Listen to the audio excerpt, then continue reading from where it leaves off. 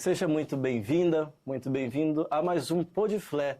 E no nosso episódio de hoje vamos conversar sobre um tema muito importante e muito impactante. No Brasil, mais de 1.568 mulheres foram assassinadas somente no ano de 2025, segundo os registros. Isso são nomes, são vidas, para além dos números, nós temos fatos reais, pessoas concretas. Muitas vezes, aqueles que foram os agressores faziam parte do seu convívio, diziam que as amava, eram pessoas próximas, não distantes. Essa realidade duríssima aflige a nossa sociedade e pede uma resposta consciente, urgente e madura de cada um de nós. Neste Pô de Flé de hoje, queremos refletir com você, que nos acompanha de casa, sobre esta dura realidade que ainda hoje maltrata a vida de tantas mulheres e faz com que elas vivam uma situação de constante insegurança no seu dia a dia. E para hoje, a nossa conversa, o nosso debate, nós iremos receber duas pessoas ilustres, duas convidadas excepcionais. No nosso quadro Fala Mestre, iremos escutar o testemunho de uma mulher também muito engajada na sociedade, a professora Eliana Maci. E hoje a nossa conversa aqui no nosso estúdio é com a professora Alzirinha Rocha, a quem desde já damos as boas-vindas. Muito bem-vinda, professora. Obrigado pela sua presença. Eu que agradeço o convite de vocês do Pô de Flé, não é? Para falar com muita liberdade, eu acho que sobre um tema que é essencial e é urgente para a sociedade brasileira, em especial nesse mês da mulher. Diante dessa realidade, já deixamos uma pergunta para cada um que está nos acompanhando. Qual é o papel nosso na sociedade? Como podemos resolver, solucionar de maneira urgente este problema? Roda a vinheta. Pode falar com liberdade, mas com ética e respeito, Pô de Flé. Discutir o feminicídio não é apenas olhar um problema jurídico ou policial. Estamos tratando de refletir sobre estruturas sociais, culturais e até religiosas que muitas vezes fundamentam essas atitudes. E no nosso quadro de hoje, Fala Mestre, nós queremos escutar, como eu havia dito, a professora Eliana Maci, que é psicóloga clínica e professora do ITESP, doutora em Ciências da Religião, com ênfase em Psicologia Cultural da Religião. Escreveu livro e capítulos de livro sobre formação para a vida religiosa consagrada, sexualidade, saúde mental e cultura digital. Ela nos convida a olhar o feminicídio não apenas como um crime isolado, mas como um fenômeno social e também com grandes traços psicológicos. A sua abordagem psicanalítica revela para nós e nos ajuda a entender que nesses traços de violência estrutural existem algumas motivações muito profundas. E além disso, ela também aponta para nós a necessidade de uma mudança profunda e necessária na nossa sociedade.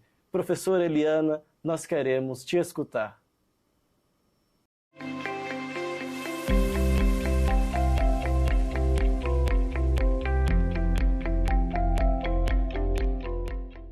Eu sou Eliana Maci, professora de Psicologia da Religião e de Aconselhamento aqui no ITESP, e fui convidada a falar um tema bastante difícil para o dia de hoje, mas é um tema que nós não podemos fugir da abordagem. O feminicídio. Então, o que a gente vem observando é que tem aumentado o índice de feminicídio. E não se trata apenas de notificações, mas a partir de pesquisas, que depois vocês receberão o link, aumentou de fato, estatisticamente, o número de mortes por feminicídio aumentou assustadoramente. Eu, como psicóloga clínica que eu sou e professora, eu vou mostrar para vocês a importância de pensar sobre esse tema tão difícil a partir da leitura freudiana do termo. Então, o que é um feminicídio? É um assassinato de uma pessoa humana do gênero feminino por outra pessoa humana do gênero masculino. Então, a gente claramente pode pensar na ideia de uma perversão. O termo perversão é um termo freudiano. Perversa é a pessoa que toma o todo, toma a parte pelo todo. Então, o homem que assassina uma mulher, ele nunca a viu como mulher, como uma pessoa total. Ela sempre foi vista e sentida por ele como o seu objeto de desejo, de prazer, de gozo e de posse. E isto tudo é que vai complicando o relacionamento a ponto de se chegar a algo tão drástico que poderia também ser nomeado perversidade, aí é o termo perverso no sentido comum, uma pessoa que consegue dar fim à vida de outra pessoa. É um ato de perversidade. Então, o agente é perverso, pois tomou a parte pelo todo. Então, ele viu essa mulher como um objeto de prazer para ele, de bem-estar, de gozo, de serviço. E é perverso no sentido de perversidade por ter a coragem de tirar fim da vida desta pessoa que ele considera como seu objeto. A gente deveria também perguntar como é que nasce um indivíduo, como é que é gerado, como é que cresce um indivíduo que pratica esse ato. Então, a gente tem que começar a pensar em questões da infância. Muito provavelmente este homem, essa pessoa do gênero masculino, foi uma criança impulsiva. E essa criança impulsiva não foi devidamente tratada, acompanhada de modo medicamentoso, mas principalmente de modo educativo e comportamental. Então, por que é importante pensar hoje em dia neste tema?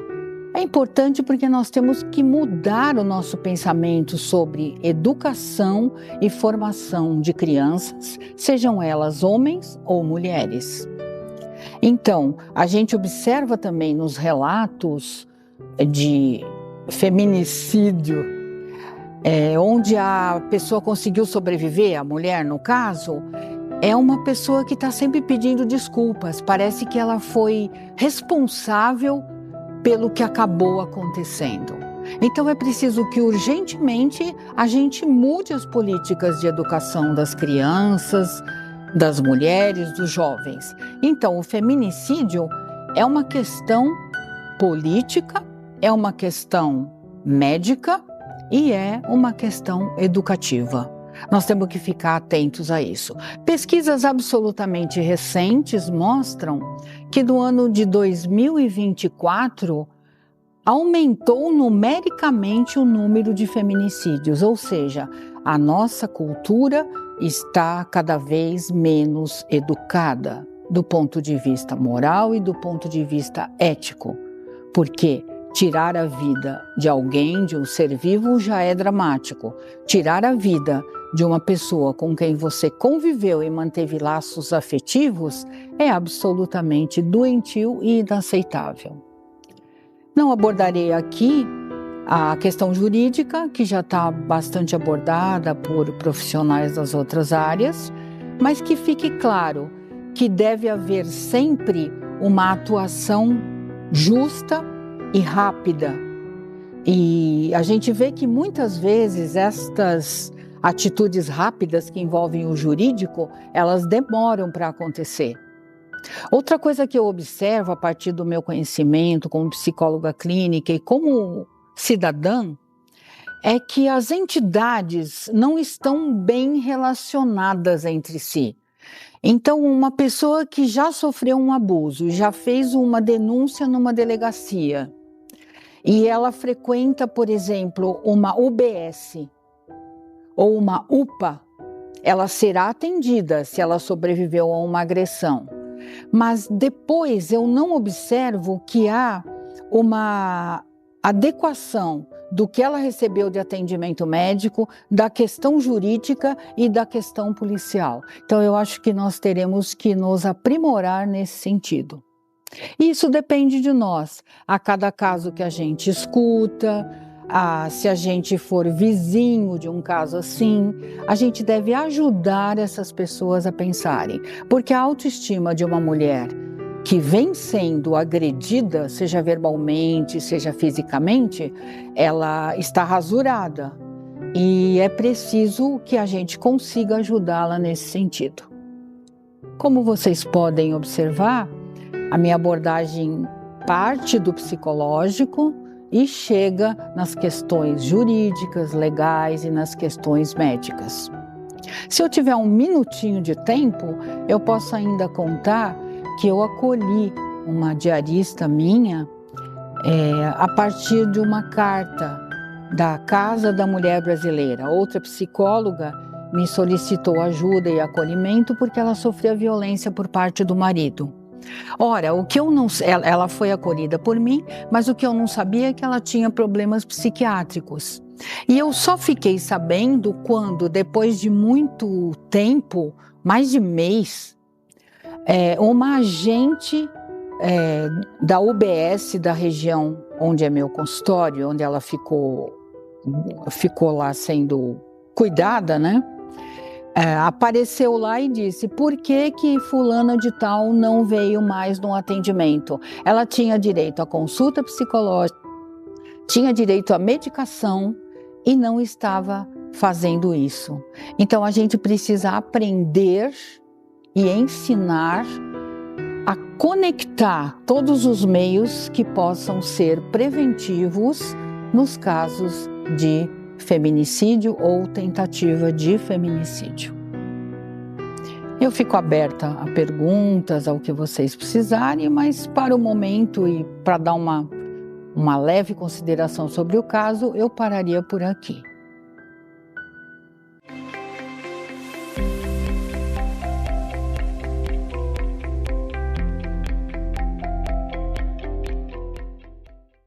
A nossa gratidão de coração à professora Eliana Maci. Que excelente, que contribuição tão importante, tão profunda, tão impactante. Um testemunho tocante de quem viveu na prática, na sua realidade, a dificuldade e também o peso que é esta situação do feminicídio, inclusive com o seu testemunho que ela nos deu. Muito obrigado. Suas palavras, elas nos ajudam a compreender que enfrentar o feminicídio exige educação, conscientização, políticas públicas e uma verdadeira transformação cultural. Agora, aqui no nosso estúdio, professora Alzirinha, queremos recebê-la e também escutá-la.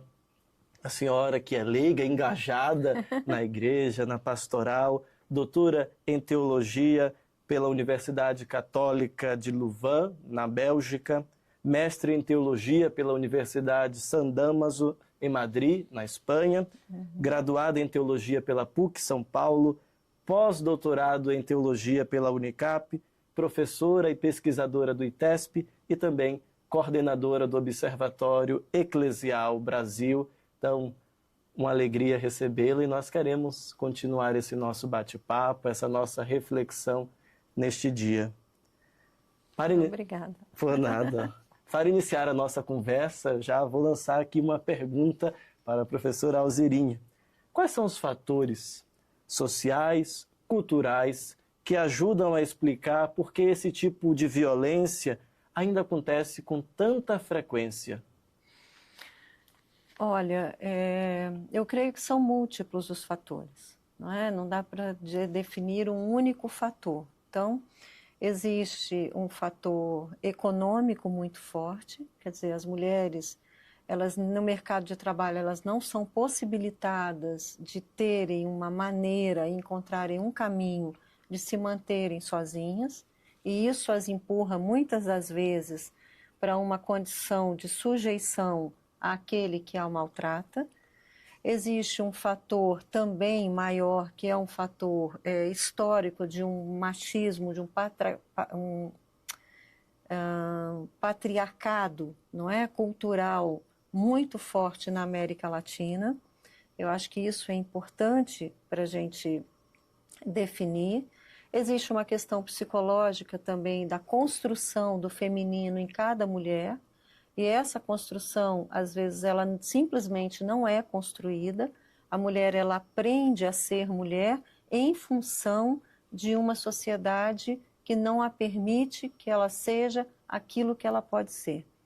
Então, eu acho que não existe, eu estou segura de que, analisando todas as questões, notadamente as questões práticas na pastoral, não existe um fator determinante, existe um conjunto de fatores, mas por trás de todo esse conjunto de fatores, eu acho que tem algo que é muito importante, que é a objetivação do corpo da mulher e da mulher nessa dinâmica social.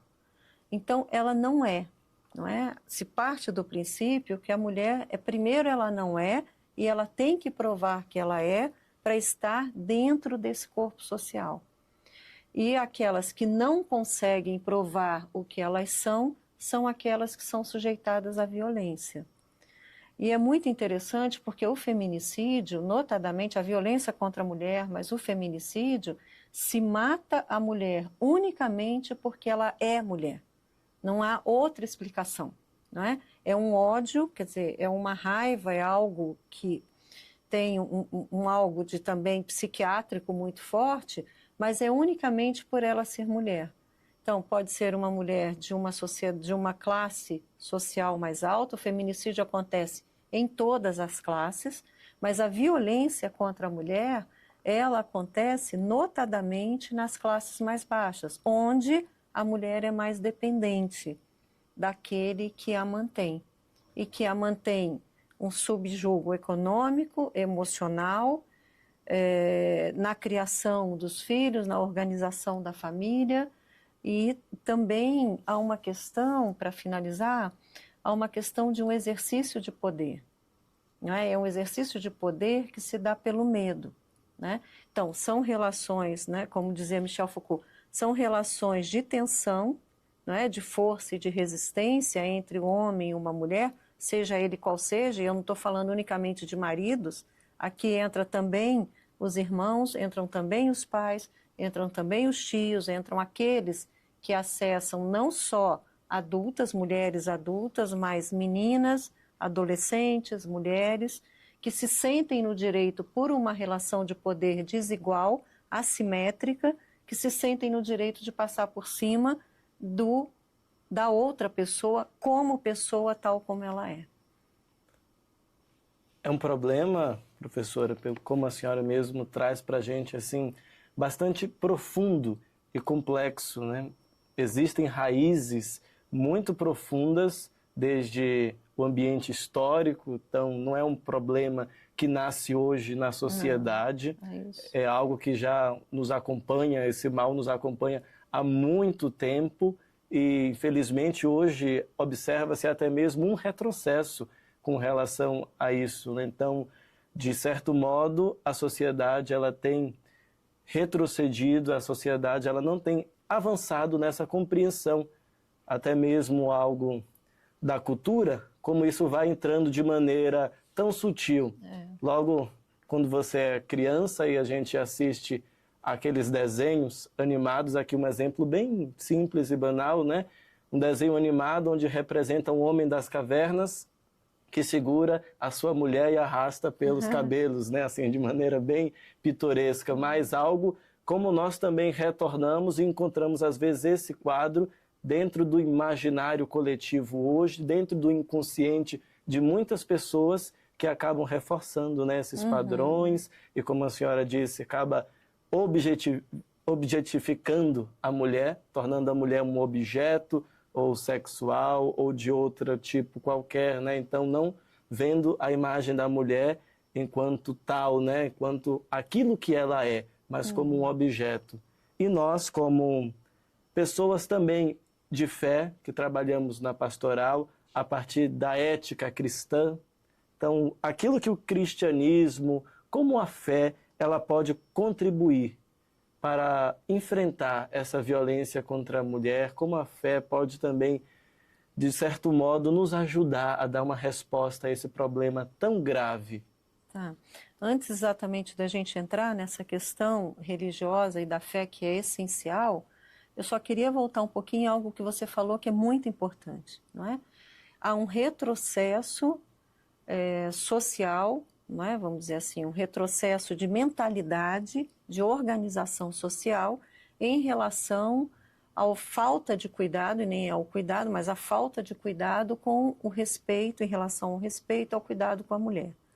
Por outro lado, eu acho que programas como esses, que estão debatendo esse tema, e outros, não é? E essa Semana da Mulher, esse mês da mulher, etc., e as comunicações sociais, de maneira geral, também têm dado voz a outras instituições e outros grupos que querem ajudar a denunciar todo esse movimento. Então, é um retrocesso, mas também há uma espécie de um contraponto, há um combate, não é, organizado para isso. Então, a gente vive desse momento social que nós estamos, notadamente, né, em São Paulo, de onde nós estamos falando, né, numa grande metrópole, ao mesmo tempo uma banalização do mal, uma banalização do desrespeito em relação às pessoas de maneira geral. Mas nesse caso hoje a gente está discutindo a questão da mulher. Mas por outro lado, há também um outro movimento que eu acho que cresce bastante, que é o movimento de denúncias, não é? Então, quando a gente diz que hoje tem, você dizia, né, 1000 e poucas mulheres num espaço tão curto de tempos, mortas simplesmente por serem mulheres, porque alguém denunciou, não é? Então, eu acho que esse tipo de programa, que esse tema, né, esse debate, é importante para incentivar as pessoas a denunciarem, porque a denúncia ajuda na conscientização de meninas, de mulheres, de adolescentes a perceberem que tem alguma coisa que não está fechando nessas relações sociais e que elas podem e devem estar onde querem estar e que ninguém tem o direito de desrespeitar. E aí eu chego no seu segundo ponto, que é o ponto de entender que a religião de maneira geral, as religiões de maneira geral, elas partem de um princípio de igualdade. É um princípio de respeito com o outro. Então, quem é o outro? O outro é todo mundo que não sou eu. Não é? Outro é todo mundo com quem nós estabelecemos os nossos nós de relação, a nossa forma de nos relacionarmos com as pessoas. E o princípio religioso, via de regra, e eu não conheço nenhuma religião que não tenha esse princípio, é um princípio de relacionamento entre iguais. Nós podemos ser diversos e somos diferentes, mas nada me dá o direito de passar por cima do outro e tirar do outro o direito dele ser. Então, quando a gente trata do cristianismo, que é a minha área, não é, de estudo e a fé que eu professo, olhando para a pessoa de Jesus, era aquele que tinha respeito exatamente pelas mulheres. O grande diferencial da praxis cristológica, isso quer dizer, da praxis de Jesus, é que Jesus incluía as mulheres no seu grupo. E eram mulheres não pouco fáceis, no sentido de que cada uma tinha uma marca, cada uma trazia a sua questão, trazia a sua... É só olhar os textos, né, do Novo Testamento, cada uma tinha a sua personalidade e as diferentes situações, e elas eram acolhidas. Esse acolhimento que se dá na praxis de Jesus é um acolhimento que se dá na praxis de Deus. Jesus diz que Deus é aquele que acolhe, inclusive as diferenças. Então, eu acho que é importante a gente perceber que a diferença entre a expressão diferença e a expressão diversidade, não é? Diferentes somos todos. Todos somos únicos frente a Deus e todos somos diferentes. E porque somos únicos, somos diversos. Então, cada um, cada mulher, cada homem, cada um do jeito que é, pode contribuir para essa dinâmica social à luz daquilo que ele é. E ninguém tem o direito, notadamente das mulheres, de tirar dela a possibilidade de contribuição. Muito importante, professor, essa visão a respeito também das religiões, né? Como um pressuposto de que elas, já em sua base, em sua fundamentação, no credo que muitas delas professam, está esse princípio de igualdade. Igualdade entre as pessoas, igualdade entre todos, né? E também na beleza da diversidade. Na diversidade. Na diversidade. Na riqueza. Na né? riqueza, e é né? isso que constitui o mundo. Sim. É a diversidade, é o que cada um pode contribuir para essa dinâmica eclesial. Né? Eclesial, social, né? A gente está falando de religiosidade e religião, eu já estou navegando na dinâmica eclesial. Mas que também é um campo muito interessante para se pensar a consideração das mulheres, não pela violência, violência é violência, ninguém mata ninguém no campo eclesial, mas da falta, eventualmente, de respeito com a posição das mulheres dentro do mundo eclesial. Né?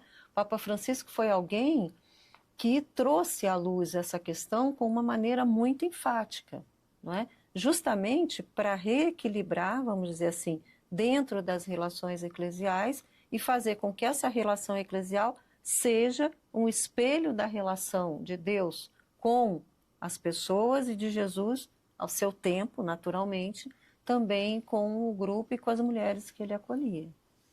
Outra coisa também muito interessante que a senhora compartilhava conosco é que entre tantas sombras, às vezes, entre tantos desafios, há muita esperança também e há muito sendo feito na sociedade. Há pessoas que estão engajadas nessa luta contra o feminicídio ou contra qualquer prática que diminua a dignidade da mulher, quanto tal, quanto o tema que nós estamos falando, mas também voltando para este olhar das comunidades religiosas, considerando a religião, né, no seu aspecto geral, e nesse aspecto de que todas elas devem favorecer a igualdade, e também considerando a importância que o discurso religioso tem na vida de muitas pessoas, né? Como as comunidades religiosas, elas podem, assim, efetivamente, na prática, contribuir para que as relações sejam mais respeitosas, seguras, e também, se na sua prática pastoral, no seu acompanhamento, a senhora já evidencia trabalhos, conhece trabalhos realizados que estão justamente indo nesse caminho, que estão aderindo a essa proposta assim, de maneira muito prática? Veja, eu acho que a igreja, e aí eu vou falar exatamente da Igreja Católica, que é o campo que nós atuamos, em princípio, as pastorais têm, há muitos anos, notadamente após o Concílio Vaticano II, as pastorais têm um olhar e uma preocupação muito grande por essa equidade entre todos aqueles que são atendidos na dinâmica pastoral, né? Então, nesse sentido, o trabalho pastoral da igreja é um sinal, aquilo que ele se presta a ser, um sinal de acolhimento nos diferentes temas, nos diferentes campos, né? O grande desafio do trabalho pastoral da igreja com as mulheres é gerar nelas uma conscientização, né? Gerar nelas uma outra forma de se enxergarem, primeiramente. Não só dentro da dinâmica eclesial, mas também dentro da sociedade, né? Então, eu auxilio, eventualmente, não é sempre, mas sempre que posso, não é? Estou na comunidade da favela das Linhas Correntes, é ligada à paróquia São Pedro Apóstolo do Jardim Independência, e ali nós temos a comunidade, nós chamamos carinhosamente que é a Comunidade de Maria, e ali de fato é a favela das Linhas Correntes e tem um grupo grande de mulheres que vivem e cuidam dos seus filhos sozinhas, por diversas razões, porque os maridos as abandonaram ou porque elas conseguiram eventualmente se livrar de uma dinâmica de violência. E o grande desafio nosso primeiro, enquanto trabalho pastoral, antes de dizer de religioso, etc., é dar a elas uma nova consciência de quem elas são. E em segundo lugar, se assim elas desejarem, porque o trabalho é aberto a todas as mulheres, inclusive de outras religiões ou outras expressões religiosas, e assim, se elas desejarem, entrar numa dinâmica ou, de fato, naquilo que são os valores da Igreja Católica.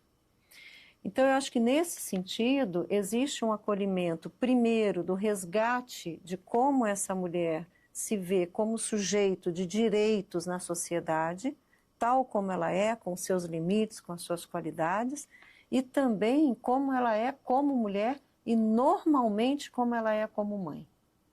Porque uma coisa é fazer um atendimento a uma mulher que não tem filhos e que está sozinha. Outra coisa é uma mulher que luta na sua vida para sozinha cuidar dos seus filhos, para passar o dia inteiro fora de casa e deixar essas crianças soltas na comunidade. Então, como é que se organiza, se reorganiza a vida comunitária para a hora que essa mulher que sai e tem filhos, aquela que eventualmente não precisa sair, pode auxiliar, por exemplo, e olhar e cuidar dos filhos daquela que não tem outra forma a não ser sair para trabalhar, não é? Então, eu vejo que a dinâmica pastoral, e não é de hoje, não é porque esse tema aumentou e etc., e agora está em voga, mas há muitos anos se tem essa preocupação com o resgate da força da mulher nas comunidades, não é? E não é uma questão de dizer que a mulher tem mais força do que tem o homem, não é isso que eu estou dizendo. O que eu estou dizendo é que a preocupação e a maternidade, a responsabilidade que ela tem com a educação e com o cuidado das outras pessoas, dá a ela uma outra posição, seja no peso e na responsabilidade, seja na forma como ela se movimenta na sociedade. E eu acho que o trabalho pastoral, de fato, percebeu isso há muito tempo. E as apoia, não é? E em São Paulo temos muitos lugares, que eu acho que são redes de apoio, que eventualmente nós mesmos na pastoral encaminhamos, para que tenha um atendimento mais especializado, um atendimento jurídico, psicológico, psiquiátrico eventualmente, de cuidado com essas crianças, uma rede, não é? Hoje se usa muito dizer uma rede de apoio, não é? Uma mulher em situação de vulnerabilidade, ela raramente tem uma rede de apoio. E se ela não tem uma rede de apoio, ela não tem em quem pedir ajuda. Então, nesse sentido, a igreja, o trabalho pastoral, muitas das vezes, passa a ser essa rede de apoio para essa mulher, para que ela consiga, de fato, se reconstruir. E é um trabalho de longuíssimo prazo. Ninguém se reconstrói da noite para o dia, né? Então, ela vai devagarinho, com esse pouco apoio, que ela consegue ter abertura e aceder a esse apoio, mas ela consegue devagarinho dando os passos. Às vezes um passo para frente, 2 passos para trás, não importa. O importante é ela saber que ela pode contar com uma determinada rede. Isso é muito interessante, professora, que a senhora nos compartilha, porque é algo muito prático da nossa vida pastoral, da nossa vida de comunidade. São desafios que encontramos aqui em São Paulo, como a senhora trouxe, dentro desse contexto, mas Brasil e mundo afora. Então, esse desafio, essa fala, também eu acredito que serve como um ânimo e também oferecem alguns elementos para que a gente possa trabalhar, para que a gente possa também incluir na nossa ação pastoral, onde quer que estejamos. Tenho certeza que quem nos escuta lá de casa também se sente animado por isso. Ao escutar esse testemunho, também encontra alguns projetos, também escuta algumas ações que podem levar e devolver a dignidade a tantas mulheres. Às vezes, com certeza, nós estamos falando com pessoas que não passam por esses desafios e que podem contribuir. Outras pessoas já experimentam, outras mulheres já experimentam na própria pele esse desafio, essa essa crueldade, né, diante de ter a sua dignidade tão ofendida, simplesmente pelo fato de ser uma mulher. E tem, eu acho que algo importante que eu queria dizer, né? A dinâmica eclesial, a dinâmica pastoral, a dinâmica comunitária, ela tem que partir de um exercício de escuta, de um olhar sobre essas mulheres diferenciados, porque a gente parte do princípio, porque dizer de uma situação de vulnerabilidade é muito delicado. E ninguém chega da comunidade dizendo para todo mundo a situação que está. Então, eu acho que essa sensibilidade pastoral, a sensibilidade comunitária de prestar atenção no outro, e prestar atenção no outro é parar para ouvir aquilo que a pessoa tem de dizer. É de uma riqueza, e é um primeiro passo, e é de uma riqueza enorme para se estabelecer um vínculo, e a partir desse vínculo, um vínculo de confiança, e a partir desse vínculo, inserir essas pessoas em vulnerabilidade dentro dessa rede de apoio, que no nosso caso, igreja, se dá através das pastorais. Da pastoral familiar, da pastoral da criança, da pastoral do batismo, da pastoral escolar, enfim, dos diferentes temas que nós temos, não é? Professora, eu tinha uma pergunta para Diga. fazer para a senhora, mas que para mim também já ficou claríssimo pelo testemunho que a senhora nos contou, nos brindou aqui. Se na sua experiência pastoral, de maneira assim muito concreta, a senhora já teve contato, assim, uma experiência marcante com relação a uma situação de vulnerabilidade, também dessa rede de apoio que a senhora falava, né? Já aqui nos bastidores, gente, nós já estávamos conversando. Já aqui nos bastidores, a professora falava para a gente sobre a Casa da Mulher, né? Que pode também, funciona como uma rede de apoio. Então, assim, nesse seu envolvimento, engajamento pastoral, assim, talvez de uma maneira concreta, uma experiência marcante na vida da senhora. Nessa experiência pastoral, não só lá, né, na comunidade de Maria, mas em outras experiências de outros momentos, claro, a gente encontra mulheres em situação de vulnerabilidade, né? Algumas mais vulneráveis, outras menos, e algumas em situação bastante crítica. E aí eu acho que é importante também a comunidade ou aquele que está trabalhando com essas mulheres reconhecerem nelas o limite do agravamento da violência contra elas, né? Uma coisa é alguém que está no início de um processo violento de violência no seu começo. Então, é aquela fala mal colocada do seu companheiro, é um empurrão sem graça que se dá ali, ele estava nervoso, é uma coisa que passa despercebido e que ela nem está se dando conta, isso é uma coisa. Outra coisa é quando isso de fato avança para um mecanismo sistêmico de destruição da pessoa, de destruição da mulher. E aí eu acho que é importante dizer que na cidade de São Paulo, e aí eu acho que é importante também orientar as mulheres para procurarem, porque muitas de outros espaços podem assistir essa conversa, para procurarem na sua cidade, no seu estado, na Igreja Católica das diversas dioceses, etc., as redes de apoio que tem disponível. Em São Paulo tem a Casa da Mulher Brasileira, que fica aqui no Cambuci.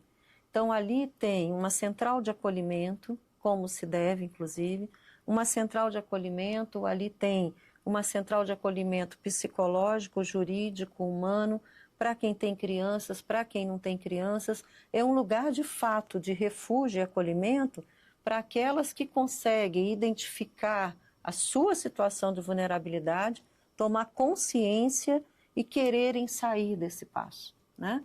A estrutura pública tem as famosas DDM, são Delegacias de Direito da Mulher. Precisa ainda evoluir muito no item acolhimento, porque tem algumas dessas DDMs, que a gente chama, Delegacias de Direito da Mulher, que são dentro de delegacias comuns. E aí, sem querer, ou às vezes querendo, há uma revitimização, quer dizer, a mulher já chega ali completamente desestabilizada. Sendo atendida num ambiente que não é próprio para ela e para aquilo, o olhar das pessoas já revitimiza, já culpa por algo que eventualmente ela não tem culpa, e de fato, na maioria das vezes ela não tem. Então eu acho que é importante, em São Paulo só tem para uma cidade de 16 milhões de habitantes, nesse momento nós temos 12, e poucas com 24 horas, porque ninguém sofre violência só durante a noite ou só durante o dia. As pessoas têm que ter um espaço disponível, a Casa da Mulher Brasileira é 24 horas. Mas, numa cidade de 16 milhões de habitantes, ainda é muito pouco. Já é alguma coisa? Claro que é. E que bom que tem isso, né? Mas ainda é muito pouco. Fora isso, eu acho que qualquer um que está nos ouvindo pode acessar pela internet, pelos canais, as diversas ONGs de acolhimento, para além, as outras igrejas cristãs, que não necessariamente só a católica, mas existem outras redes religiosas também de acolhimento às mulheres. Agora, para tudo, e é o que eu sempre recomendo, para tudo, crítica, não é? Então, alguém que acolhe revitimizando, alguém que acolhe julgando, isso não é acolhimento. Então, a pessoa que já está em situação de vulnerável, emocionalmente vulnerável, ela mesmo assim, ela tem que ter um olhar crítico, e aquelas que indicam, que acompanham, tem que ter um olhar crítico para, de fato, encaminhar essas mulheres para lugares que vão ajudá-las a se reconstituírem. Independente, porque é religioso, é bom, é caridoso. Não necessariamente. E às vezes as pessoas fazem sem a maldade, não é? Fazem sem perceber que não estão efetivamente ajudando. Não é que todo mundo faz de maldade. Eu sempre parto do princípio que as pessoas fazem de boa fé, não é? Mas é importante saber que existem pessoas especializadas nesse atendimento. Existem gente que estudou serviço social, que estudou psicologia, que estudou direito, que estudou, enfim, né, outras áreas do saber, educação, não é? Medicina, que acolhem essas mulheres, de fato, com saberes específicos. Porque senão, sem querer, a gente acaba empurrando para alguém que, em vez de ajudar na maior boa vontade, acaba agravando, então, o seu problema. A senhora nos apresenta muitas possibilidades, assim, dentro da nossa sociedade, de ajuda. Ainda sabemos que é um desafio muito grande, porque estamos falando de situações complexas, pessoas amedrontadas, mulheres que estão sofrendo isso dentro do seu lar e muitas vezes passam por tantos medos, inseguranças, e então não é fácil, às vezes, tomar essa atitude por conta própria, mas é um passo também necessário. Às vezes outras pessoas também que estão ao redor e percebem este tipo de situação no tratamento, né, das que as mulheres estão recebendo. Então não é algo fácil. Professora, o papo, a conversa está muito boa. Hoje nós também trouxemos muitas reflexões interessantes que eu acho que ficam, e sobretudo orientações, motivações, assim, neste mês de março, em que nós estamos refletindo sobre esse problema tão angustiante, muito angustiante, muito presente na nossa sociedade. É um tema que deve mesmo ser debatido, deve estar no espaço público, deve estar nas rodas de conversa, a nível de conscientização, de maneira muito profunda. Então, isso que nós estamos tratando aqui hoje nesse PodFlare tem muita necessidade na nossa sociedade atual, né? Um tema urgente e necessário. E também eu pediria à senhora, agora já praticamente nos despedindo daqueles que estão aí de casa nos assistindo, que a senhora também possa deixar assim uma mensagem final, e também com essa mensagem, olha, a professora ela vai fazer uma indicação muito boa para a gente. Nós temos o nosso PodFlare Cultural, a nossa indicação, talvez de um filme, de uma obra, de um teatro, de algo do tipo. Estou muito curioso para saber o que é que a professora vai nos indicar hoje, mas agradeço pela sua presença. Antes de chegar aos agradecimentos finais, eu queria indicar um filme que é muito emocionante, que se chama A Melhor Mãe do Mundo, não é? E é um filme brasileiro, e eu acho que isso é uma riqueza. O cinema nacional, de fato, vem dando um outro passo na vida, não é? E tem filmes muito bons. Não sei se está em cartaz em São Paulo, não sei em que rede se pode encontrar, mas esse filme se chama A Melhor Mãe do Mundo, não é? Então é a história de uma mulher negra que se vê sozinha na educação dos seus 2 filhos por conta exatamente desse abuso, que sai de um relacionamento abusivo e ela vai para a rua com o seu carrinho de catar papelão para ter meios de subsistência para si e para os seus filhos, né? É um filme muito forte, é bom que se diga, é um filme muito forte, mas eu acho que retrata bem, eu penso que retrata bem a situação de inúmeras mulheres da sociedade brasileira, que se veem abandonadas pelos seus maridos ou se veem obrigadas a saírem desse relacionamento, e ainda que saem, né? A saírem de um relacionamento abusivo, de um relacionamento agressivo, e se reconstruírem. E a beleza do filme, e aí vai uma dica, né, de um olhar sobre o filme, é perceber como é que essa mulher ela vai se reconstruindo como mulher, como mãe, como, né, na sensibilidade humana, da vaidade, da construção de ser no mundo, não é? E vai dando outro parâmetro também para os seus filhos. Então, depois dessa dica cultural... Excelente. Excelente.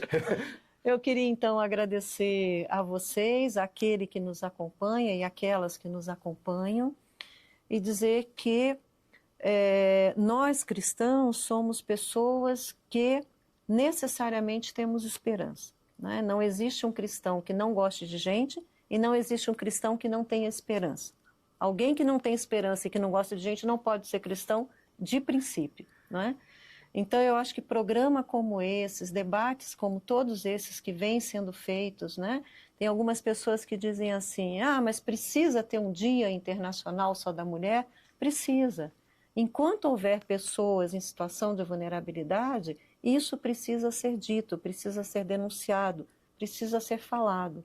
Porque o nosso princípio cristão é que as pessoas tenham vida e dignidade de vida e vida em abundância. E vida em abundância não é ter bens materiais em abundância, mas é ter dignidade humana. E esse é um tema que toca diretamente um ataque, e é diretamente um ataque à dignidade humana das mulheres. E por isso ele precisa ser dito. Obrigada pelo convite. Professora, nós que agradecemos a sua presença, agradecemos pela dica maravilhosa. O pessoal que está em casa já tem uma programação para o final de semana, para a sua noite, reúne lá a família, uma super indicação, um filme com consciência que pode nos ajudar a refletir melhor esse tema tão importante. E obrigado você que nos acompanhou até aqui, gratidão pela sua presença, também pelo debate que você faz, que você promove conosco, porque o Podflé é uma conversa.